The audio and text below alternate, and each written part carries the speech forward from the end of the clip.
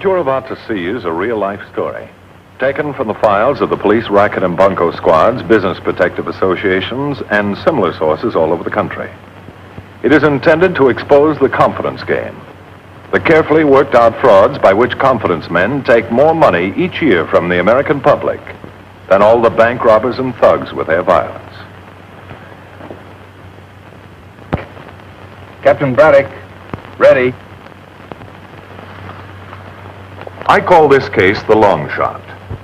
Unlike most rackets, it had a humorous side, though it wasn't at all funny to the people involved. Our story starts with a little old lady. Burning toast. I haven't done that in years. Burnt toast. Burnt toast.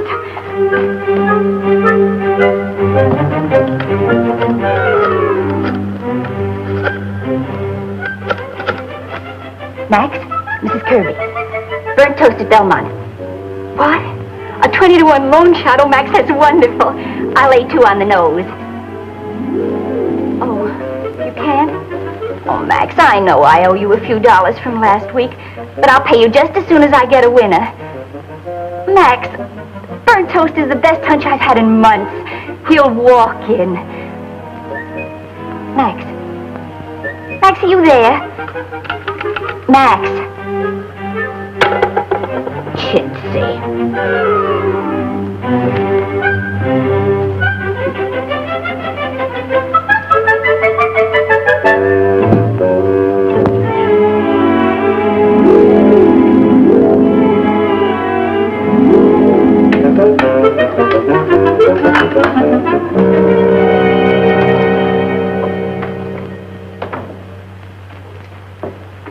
Come home, Mom. I invited Peggy over for dinner, okay? That's nice. We have plenty. Did you have a hard day? Hard day. One for the books. Oh.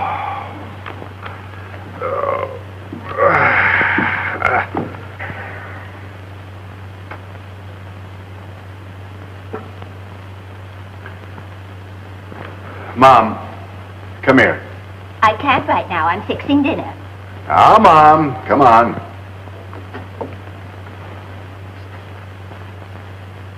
So you hopped it again. Another sure thing, I suppose. But, Don, dear, you don't get a hunch like this every day. Well, let's hope not. What was it this time? It just came right out of the blue. I was sitting there crocheting. Crocheting? You mean doing your homework? And then suddenly I smelled something burning in the kitchen. And I ran in and opened the broiler. And guess what? Burnt toast. Oh, don't tell me that. Uh-huh. A long shot, too. Oh, I just knew he'd win. He'd have to fall down to lose. All right. What happened? He fell down. What else? Oh, look, Mom, I hate to gripe at you all the time, but all these wild hunches of yours are keeping me broke. I'll make it up to you, Don. You wait and see. One of these days I'll hit the jackpot. Why, I've got a hunch that... I've got more than a hunch. We're going to hear the fights tonight. I better catch Peggy before she leaves.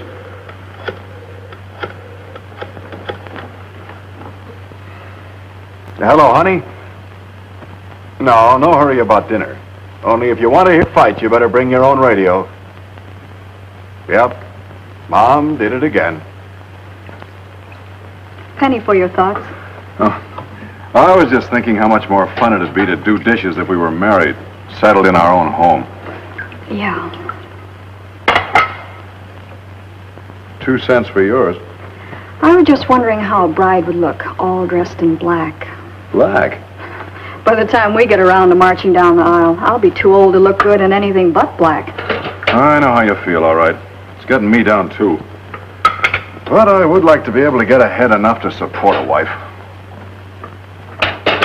Hey, you will wait for me, won't you? Of course I will. But not forever. You're going to have to be a millionaire to take care of a wife and a mother and half the bookmakers in this fair city. You better have a little chat with Mom. That's all I've done for the last 10 years. I hate to bawl her out all the time. It's kind of like a disease with Mom. She actually believes these crazy hunches. Say, it would be kind of funny, though. Someday she really did pick a big winner. What do you suppose she'd do?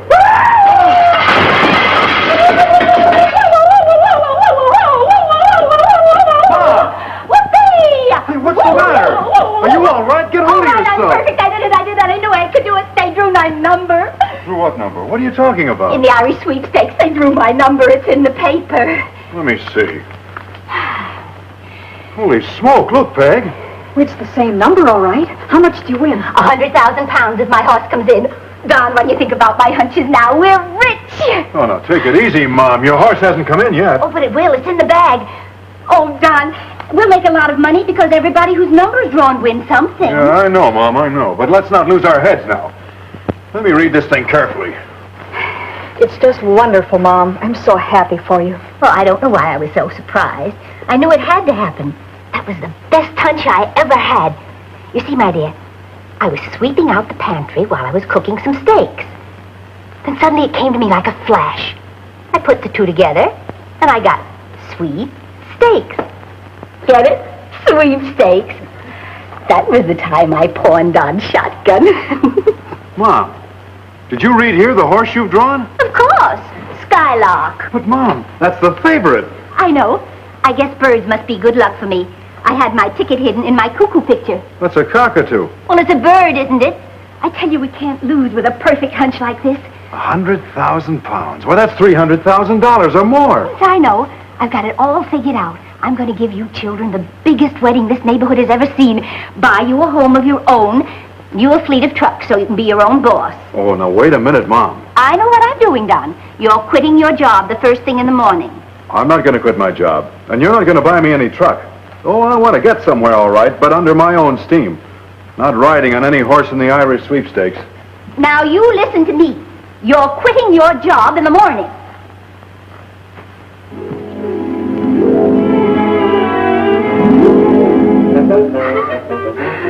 Yeah, I remember this old dame. I've been selling her tickets for the last 5 years. So what? How stupid can you get? This racket has been foolproof for one reason only. None of our tickets could ever come up, because the numbers are different from the real ones.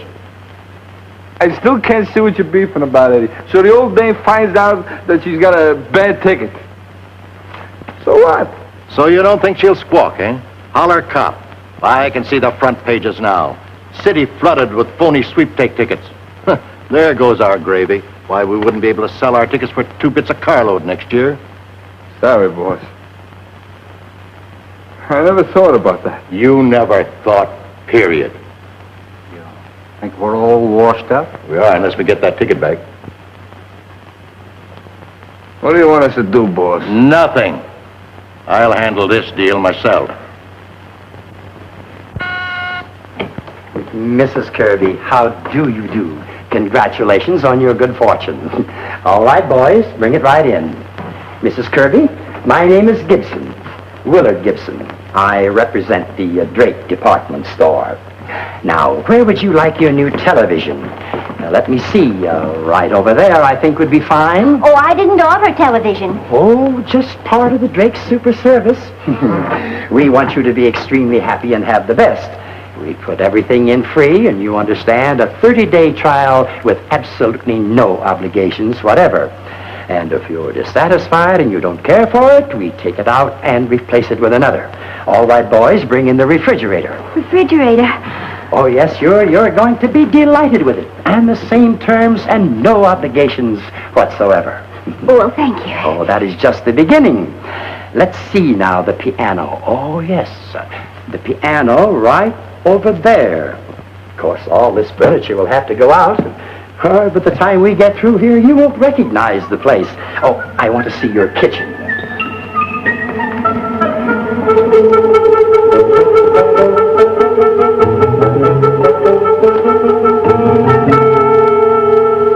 Mom! Come in here. Hello, children. Well, how do you like it? It's beautiful. But, Mom, ordering all this stuff. Have you gone nuts? Oh, I didn't order it. Drake sent it over for us to try. It didn't cost a cent. But if you don't like it, we can send it back. Oh, I like it fine. Only what happens if your horse doesn't come in? That could happen, you know. In fact, it usually does. Don't you worry about that money. It's just as good as in the bank. Besides, that nice man from Drake said there was absolutely no obligation. I've heard that one before. All right, it's their funeral. Now let's talk about ours. Funeral? Well, it could be. I just lost my job. Oh, no, son, you didn't lose your job. Well, that's what the man said. I'm through. You quit. I called them up down there and told them that you were through, going in business for yourself. Oh, Mom, not that. Just that. And did I tell them all? And then I called the truck agency and ordered your truck. Do you think that one truck will be enough? The way I feel right now, a kiddie car and a pair of roller skates would be enough. All right, Peg. Call off the engagement. Anybody who would marry into this family would have to be crazy. Oh, that must be the man about my driving lessons.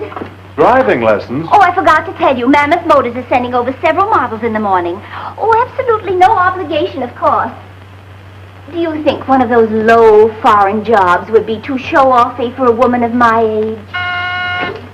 Mrs. Kirby? Oh, come in, won't you? Thank you. This is my son, Donald, and his fiancée, Miss Dawson. How do you do? Would you like to begin after dinner, or shall we wait till morning? Begin what?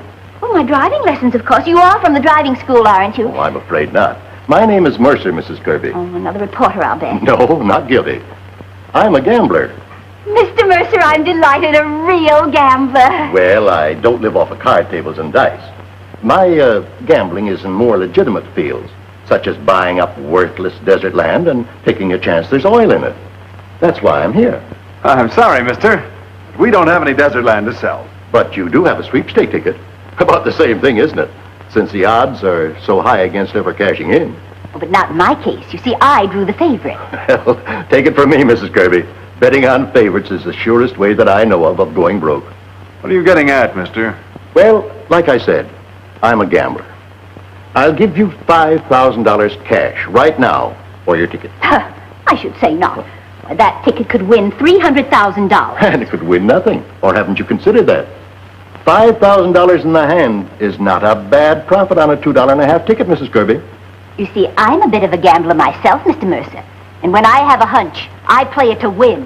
Well, I'll give you a call tomorrow. You may change your mind. Not a chance. You may want to talk it over with your son. Oh, this is such an unscrupulous world. You might even lose that ticket. Someone might steal it. A lot of unscrupulous people about, I'm sorry to say. Well, you'll hear from me. Goodbye now.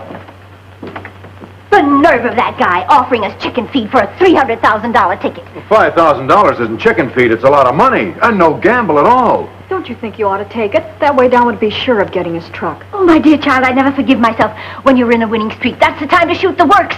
I tell you, I'm hot. Peggy, I'm sizzling. Whoopee! Get your hats and coats and let's go out to dinner. I've got a better idea. Let's all go down to the psychopathic ward and give ourselves up. Interested, Mrs. Kirby. Well, I'll tell you what I'm going to do. Just to prove to you that I'm a real sport, I'm going to double that offer. What do you say to $10,000? What? That's an awful lot of money to turn down on a hunch, Mrs. Kirby. Well, suppose you think it over and give me a ring, huh? Capital 6550. That's right. Goodbye, Mrs. Kirby. Stubborn old witch. No soap, huh? She would have to be one of those dumb hunch players. 10 grand's a pile of moolah just to get a bum ticket back. Yeah? That's buttons if I can keep the cops out of this. We've been averaging $200,000 a year pushing those phony sweepstake tickets. Supposing she just won't sell. She'll sell. I'll go as high as 25 grand if I have to. If she can't turn that down, I'm going to get these whiskers off. Come on, Don. Don't want to keep Peggy waiting. It's almost 7 o'clock. Okay, Mom. I'm almost ready. Hello? Oh, it's you, Max. They're running tomorrow? What kind of birds? Yes? Yes? Uh-huh. I like them all, Max. I tell you what I'll do. I'll play a 3-horse parlay. $50 to win and let it ride. That's right. On Robin Hood, Cuckoo Clock, and Old Crow. And thanks for letting me know, Max. Goodbye. Is Tyler all right? Didn't I hear the phone? Wrong number. Hey, what do you say we try some different chow tonight? Italian food. Chop suey. Maybe some seafood, huh? What do you say? Well, I like them all. Why don't you let Peggy decide? Well, come on, let's go. I'm hungry enough to eat a horse. Surely we can afford a better place than that.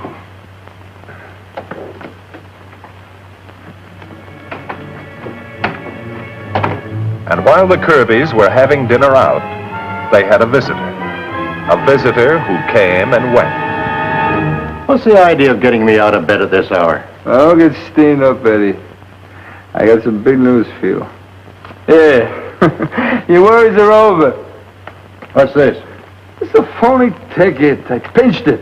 I saved you 25 grand. You pinched it. Yeah. And what a hard time I'm trying to find it. The old babe, she had it hid in a big picture. Hey, what's the idea? You big lug. I ought to really let you have it. Do you know what you've done? You wanted the ticket, didn't you? This way you don't have to buy it. Now, what's wrong with that? I've tried every angle that I know of to keep the cops out of this, and you go out and do the one thing that's sure to bring them in. Oh, I can hear that old biddy hollering cops now.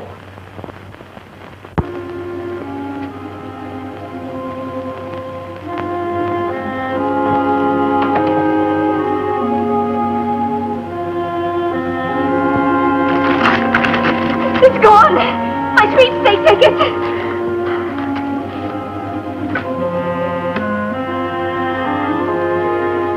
Get me the police. The case was referred to me because, plainly, there was something of a mystery here. What could anybody hope to gain by stealing a sweepstakes ticket officially registered in another person's name?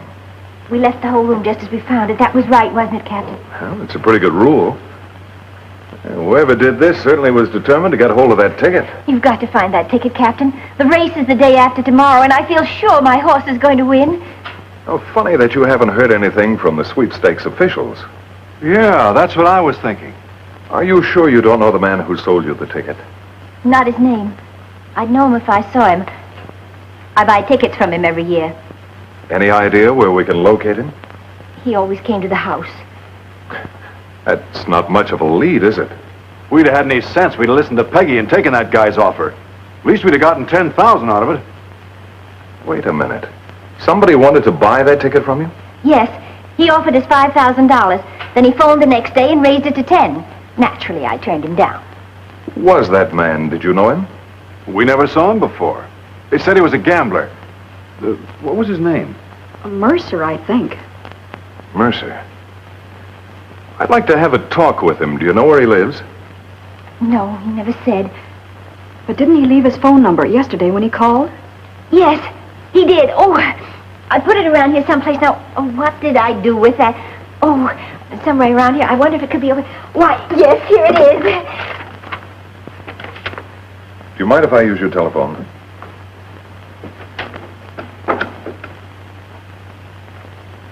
Hello, get me police headquarters. Give me Lieutenant Connors, please. Hello, Connors, this is Braddock. Put a tracer on this number, will you? Capital 6550. Ah, another scratch. You'd think the folks would be more careful of other people's property. Look, Buster, one more crack and I'll rearrange that silly face. And no obligation whatsoever. Barbarians. Hurry up, you guys. And when you get finished, meet me at the airport. Okay.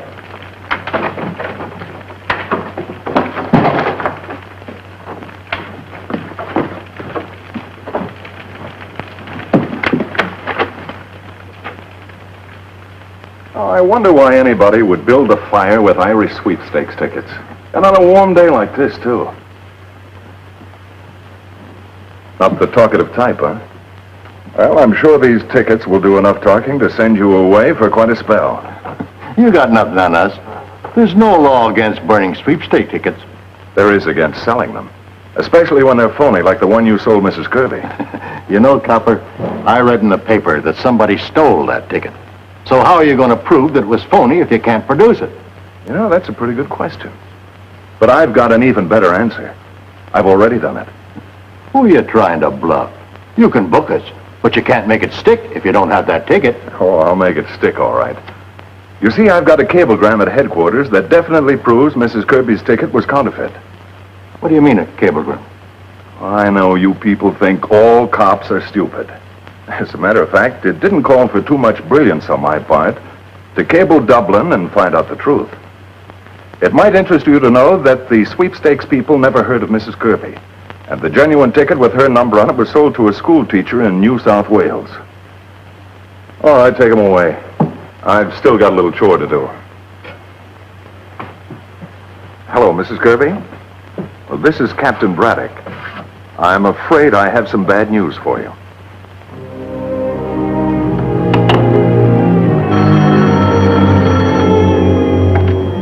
Hello? Oh, it's you, Max. Oh, hold on just a minute, please. I've got more bad news for you. I owe Max $50 on a three-horse parlay. Okay. Tell him I'll pay him some way. Hello, Max. You'll get your money just as soon as... What? Yes? No. Yes? No. Old Crow, too? All three came in. I win what? $2,208 and... Hold it, men. I win! $2,200. Bring everything back in, boys. With no obligations whatsoever.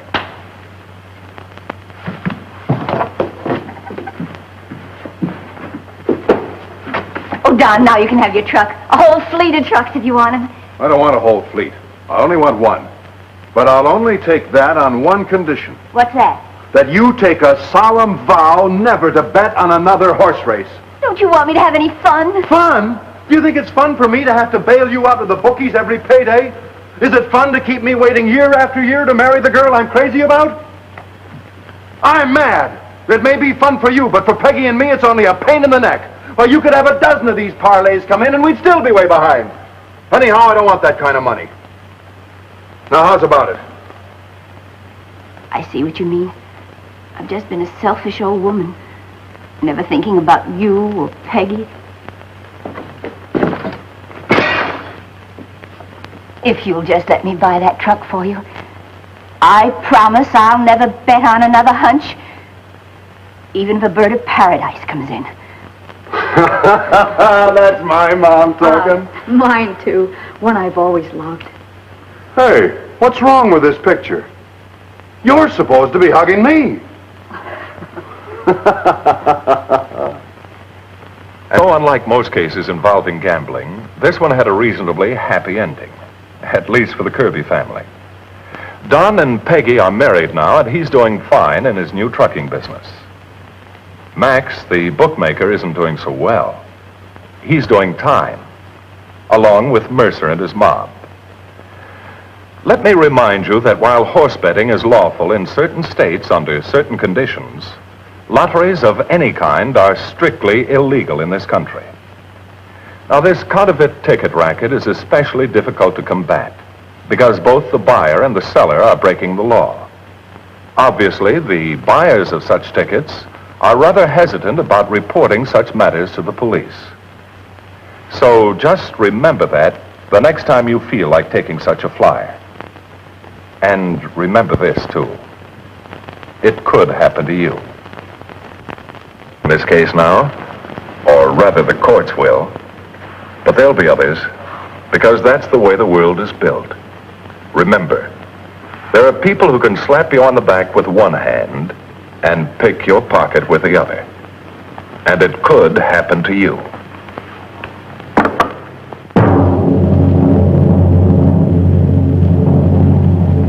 See you next week, same time, same station.